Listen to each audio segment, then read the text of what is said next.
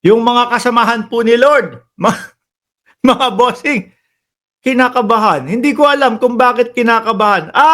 Dahil daw ho, mga bossing, yung mga vlogger, maaari at posibleng ipatawag po doon sa susunod na gagawing mga hearing, mga kababayan, diyan po sa Kongreso.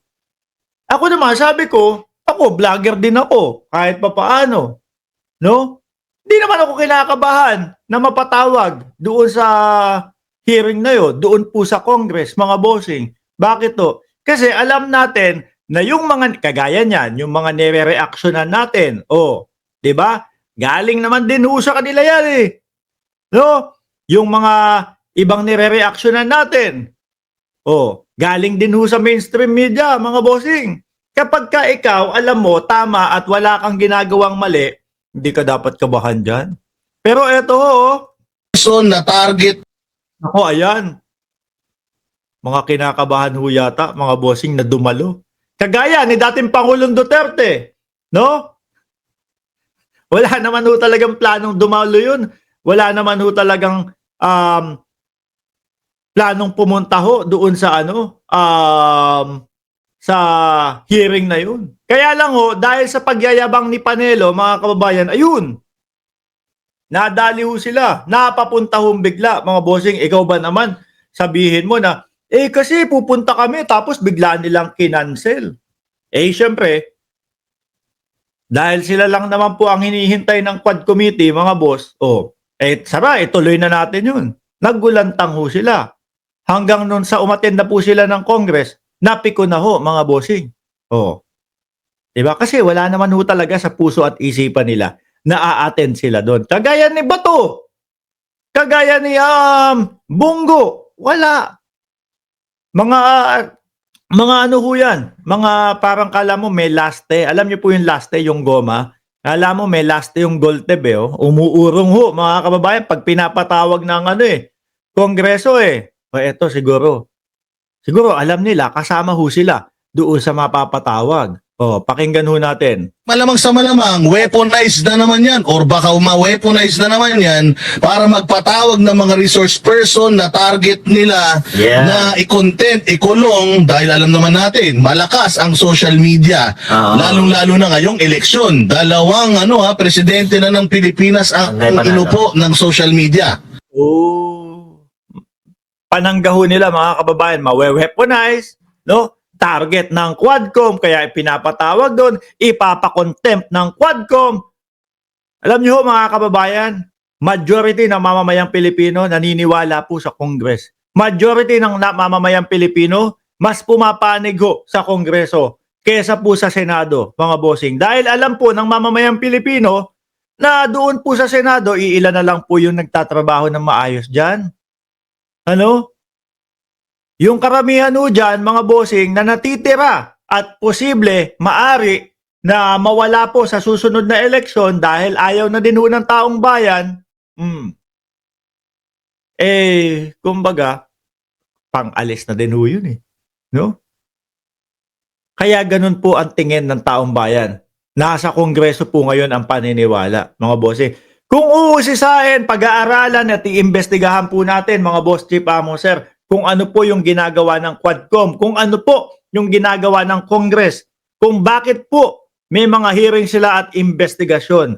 Yung mga katanungan po nila, mga bossing, sumasakto naman po doon sa mga sinasagot ng mga resource person. Kaya lang ho, mga kababayan, kagaya na lang ng mga OBP personnel, mga boss, halata ho no? Halatang pinapaligoy-ligoy nila, halatang may itinatago ho sila, mga kababayan. Kaya umaabot ho sa punto, ayun, contempt ang kinalabasan. Sabi ni Tambi Habagat, kayo lang ang naniniwala sa Quadcom o Twadcom daw o Tambalilo. Oo, kami lang.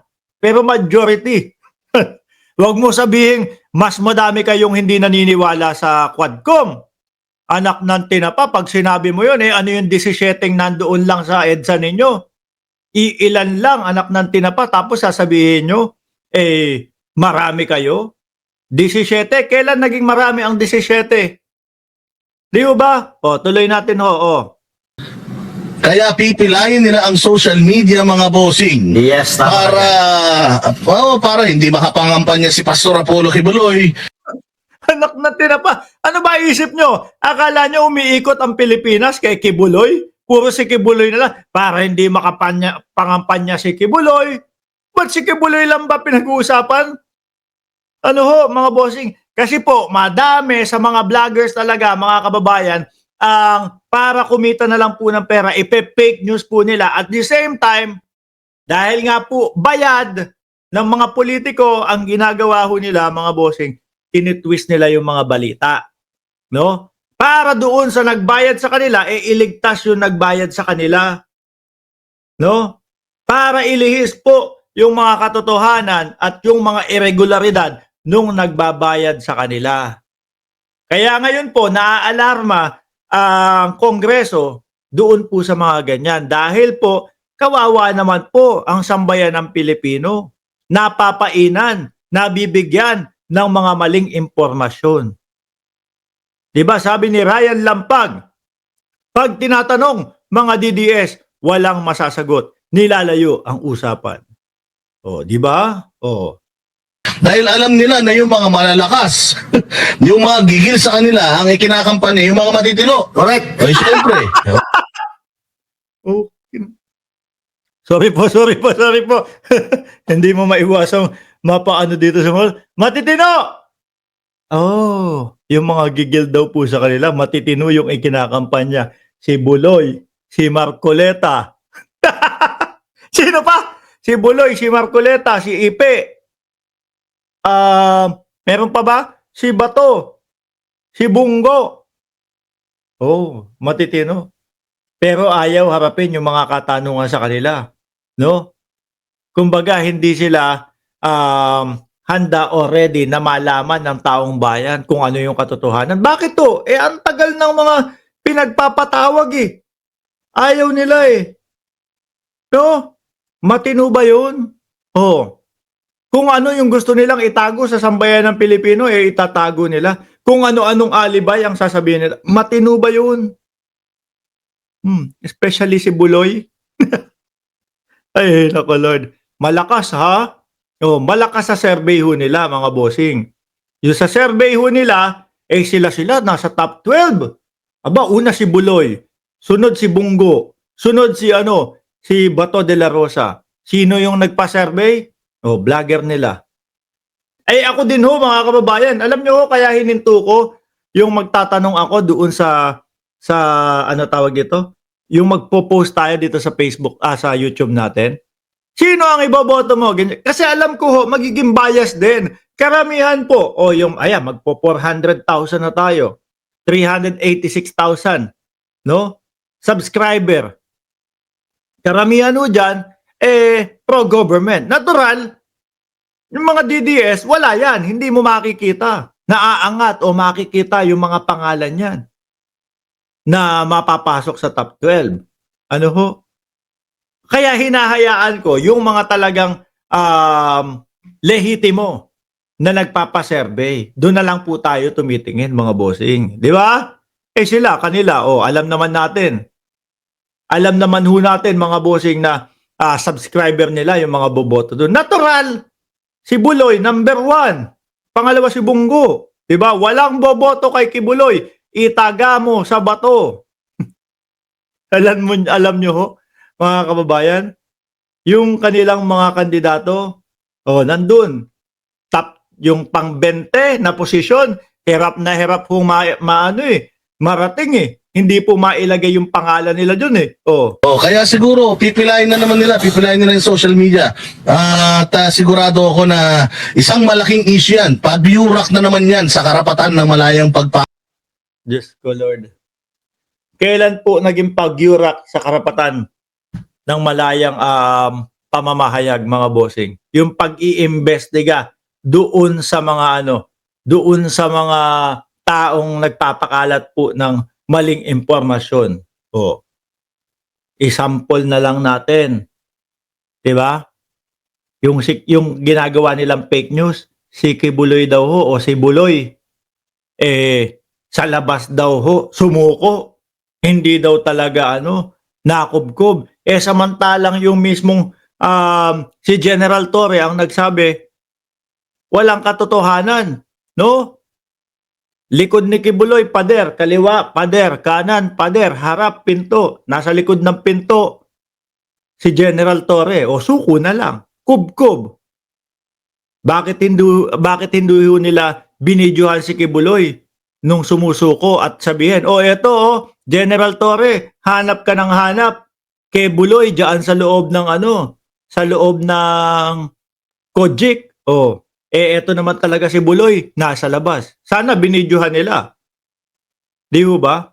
Gusto nilang sabihin yun, mga kababayan, para magmuka mabait si Buloy, no? Sumusunod sa batas si Buloy. Di ba? Kaya iboto natin sa pagkasenador. Sa pagkasenador, di ba? Tuloy nga. Napahayag. Yung si Mr. High Blood. High Naku, ituloy mo yan. Magpakulong ka pa ng maraming general. Si Paduano yung sinasabi nito eh. Sigawan mo mga general. Huwag mo nang pagtagalin. Kasi alam mo, marami na rin ako nababalitaan, marami nang nagagalit. Kaya isigaw natin. Sigawan ng mga general. Ipakulong mo pa. Mr. High Blood. Yes. Mga bossing, SM Manayho yan. ganyan na po yung maririnig yung mga pagbabalita sa SMNI, mga kababayan. Di ba? Bakit to? Nilalayuan, inaalisan sila eh. Noong mga matitinong broadcaster nila, kagaya na lang po ni Mike Abe, mga bossing. Opinion ni Mike Abe, gusto opinion ni Kibuloy. Di sana si Kibuloy na lang yung umupo doon. Kasi, bakit? Style ni Kibuloy, doon po sa SMNI, mga kababayan, diktador. Kung yung gusto niya, yun yung dapat sasabihin ni Mike Abe. Alisan nga sila ni Mike Abe. Di ba? May paninindigan yung tao. Kaya mga kababayan, yung mga host na lang nila, yung mga vlogger, yung mga vlogger na lang din nila, mga bossing. Go. Pero sa totoo lang ito na nga, may mga bali-balita ka na nga na magpapatawag na raw ang Kongreso ng mga vloggers dahil daw nawawalan na daw ng tiwala yung mga tao sa mga institusyon ng gobyerno dahil daw sa mga malisyosong pagpo-post ng mga influencers sa lahat ng platform ng social media, either TikTok, Instagram, X, Facebook, YouTube. Totoo naman mga kababayan eh. Tingnan nyo si Roque. Isa sa vlogger nila yun, si Roque. Si Roque na nagtataguho na ayaw magpakita na mukhang yung kaso niya mukhang aakyat sa korte kasi ayaw atinan yung mga hearing. Tingnan mo na lang. Sabi ng sabi ng INC. Ito po ang aming rally para po rally ng kapayapaan. Yung post ni Roque, rally daw po ng pagiging para po kontra sa injustice. No? At take note, nililigaw pa ni Roque ang post ni Roque sa Luneta daw po mangyayari. Samantalang ang sabi mga kababayan ng INC, doon sa Liwasang Bonifacio. Yun na nga lang mga ganun eh. Mga maling impormasyon at yung mga marami pa pong ibinabalita nila. Ako naku, okay lang sa akin yan. No? Papanoorin lang po natin sila sa Quadcom, mga kababayan. Hindi Quadcom daw ngayon. Bali 3 komite yung magpapatawag ng mga vloggers. Di ba? Papanoorin lang natin sila, mga bossing. Di ba? Content natin sila. Di ba? Sila daw ay i-investigate in aid of legislation. Ewan ko kung anong i-legislate na naman. Ilang, banat lang. Tingnan natin. Kapag nasa Quadcom na, ano kaya mga sasabihin nila? At ito, TRICOM ito. Tatlong committee daw. TRICOM, dati Quadcom. Ngayon, TRICOM na. Ang 3 committee, yung magsasama-sama para daw dyan. Dahil daw marami daw ang dumudulog sa kanilang opisina na biktima daw ng fake news. Walang hiya. Kung ako ang congressman. Si Jason Sa. Di ba? AKA Ngalbu. Ayos Okay yung AKA Jason Sa, AKA ngalbo. Oh. Naubos na po ang tit sa ngipin. Naubos na ang ngipin. Kaka-fake news, mga kababayan.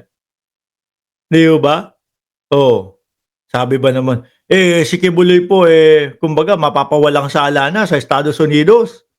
Samantalang ang bababa po ang sentensya o bababa po yung sala, yung isa doon sa kasamahan ni Kibuloy na ang kapalit, malamang madiin ho si Kibuloy, mga boss. Di ba? Man, may lumapit sa akin, biktima ng fake news, o di-demanda mo, yun ang sagot nun eh. Bakit kailangan mag-inquire, magtayo na naman tayo ng panibagong inquiry na ang gastos-gastos para sa...